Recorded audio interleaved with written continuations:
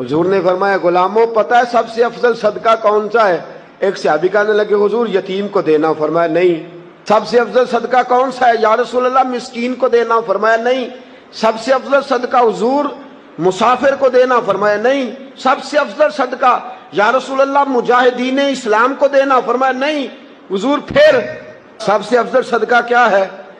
رسول پاک نے فرمایا تیرا رشتہ دار ہو اور غریب ہو، حقدار ہو، اور اگلے لفظ بڑے عجیب ہیں، تیرا رشتہ دار ہو، غریب ہو اور تجھ سے ناراض ہو۔ کیسی بات ہے؟ فرمایا تیرا رشتہ دار ہو، غریب ہو اور تجھ سے ناراض ہو، فرمایا کسی بھی طریقے اس کے گھر صدقہ پہنچا دے، سب سے افضل صدقہ کرنے کا ثواب لکھا جائے۔